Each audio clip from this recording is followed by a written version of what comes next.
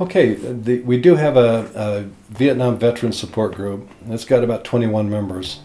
These gentlemen meet once a month, and rather than talk about war stories and the horrible times they had in Vietnam, the focus of these groups are issues you're having today, issues you have with society, issues you have with attitude, behavior in your relationships. A biggie is reconciling relationships with children. I could still, in a group of Vietnam veterans, say to them, I want you to think for a moment about how you would rate your parenting. And every one of them will tear up. We all have this feeling of having failed very, very majorly as a parent. But they come in and they'll talk about how their progress is going with talking to their family, how their day-to-day life is. If they've been depressed that week, if there's been some things happening like July 4th where there's a lot of fireworks, if the explosions and the fireworks have triggered memories and triggered sleeplessness, and we can get together as men and exchange strategies, tactics, information, and sometimes just hug each other to settle each other down. There's complete trust in the room. Everyone in the room knows that everybody else has experienced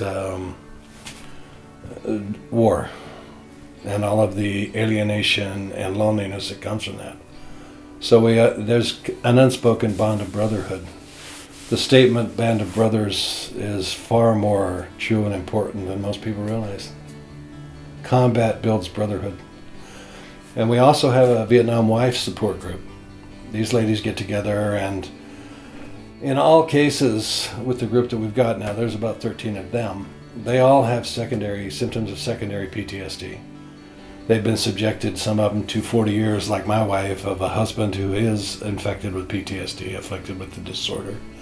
And have developed intolerance, have developed a feeling of separateness from normal women and other women, an ability to recover from what might be an embarrassing moment to realize it's just a symptomatic moment.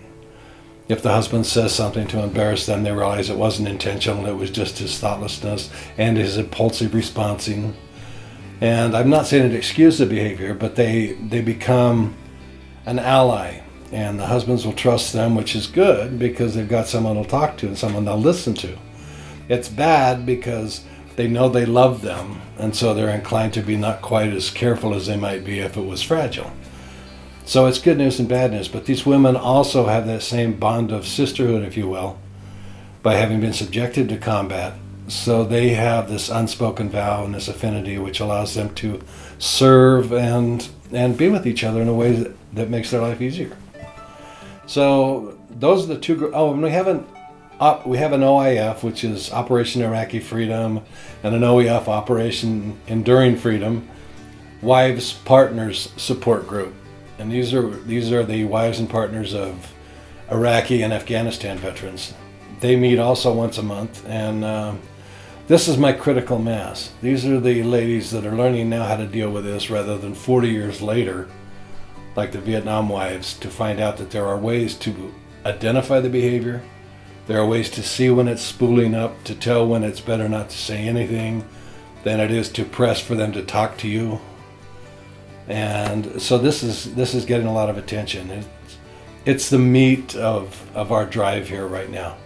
Not that the Vietnam veterans aren't important, but if I can stop one veteran and one wife from having to spend 40 years being drugged behind PTSD, I'll consider my life to have been a success and my experience to have been worth it.